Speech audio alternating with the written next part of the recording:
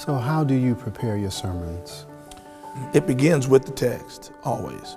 So I like reading it in different translations to get a feel for the text. My intent is actually to get a feel for the text.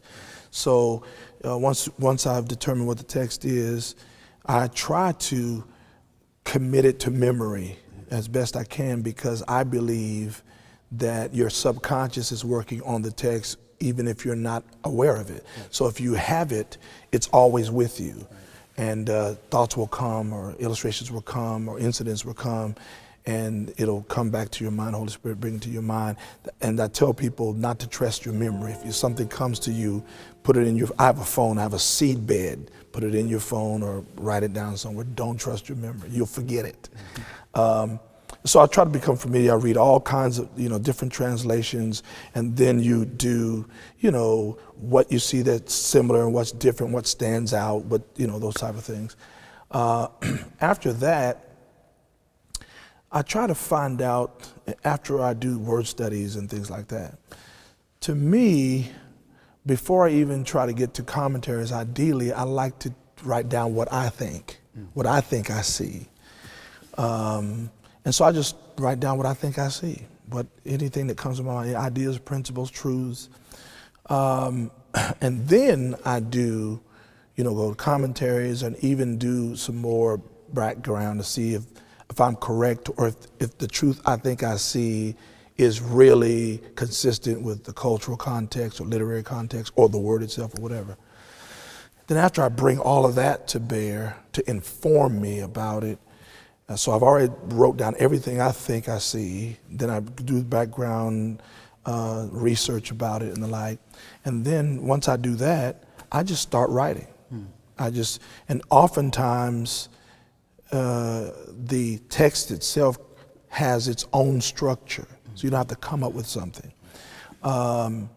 Sometimes it'll come to me, the outline will come to me, and so then I'll use the outline. Sometimes the outline comes to me while I'm writing it.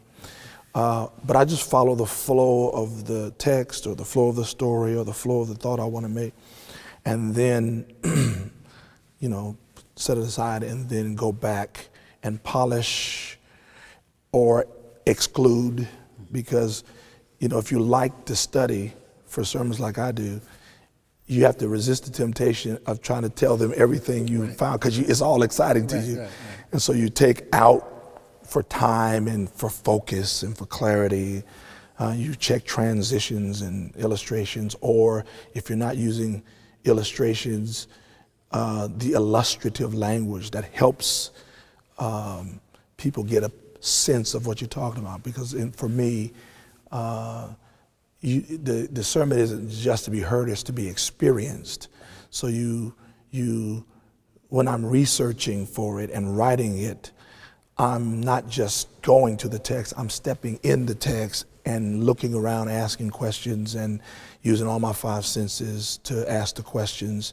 And then when I put it together, you bring the scholarship, the text, the information, the imagination that you bring, creativity that you bring to the text, and then you write it out. And then I used to be strictly a manuscript preacher. I would not go to God couldn't get me to go to the pulpit without a manuscript. And now I don't use it. I may use a manuscript a couple times a year. I still try to write it out when I can, write it all out. But now I prefer the freedom, once I internalize the sermon, the freedom of preaching it without a manuscript when I can. And so I think the sermon isn't finished until you preach it. And so some people say I'm finished with my sermon, but I don't think it's finished till you preach it. And then once you preach it, then it's finished. Because there's two ways of looking at the art of it and everything, and that is you produce it for this. There's the sermon. Now you're finished, and so in that sense you are. But the goal of the sermon preparation is not simply to have a sermon.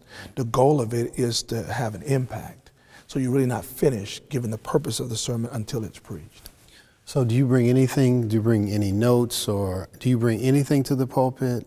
I don't bring anything. Now, when I do use, either I'll use an outline but again, I try to do that.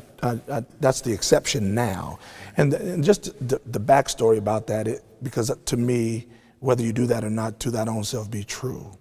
Right. But the backstory is, the only reason I do that is the Lord used that to teach me about faith. Because I always, I'm teaching faith, but I ain't exercising any when it comes to that manuscript. And so I had this whole list of reasons why I wasn't going to not do it without a manuscript. And God had checked them all out until there was one last one. And the last one was checked out in a conversation I was having with a friend of mine. We were eating lunch. And I was talking about it, and I said, well, man, I can't do it. What if I forget something? And he didn't even stop eating. He was just eating. And when I said that, he said, well, part of the ministry of the Holy Spirit is to bring back to your remembrance the things you've been taught. And he just kept talking. I wanted to smack him because he had checked off my last excuse. And so, but no, I usually don't bring anything, the text, read the text, but I usually don't bring anything.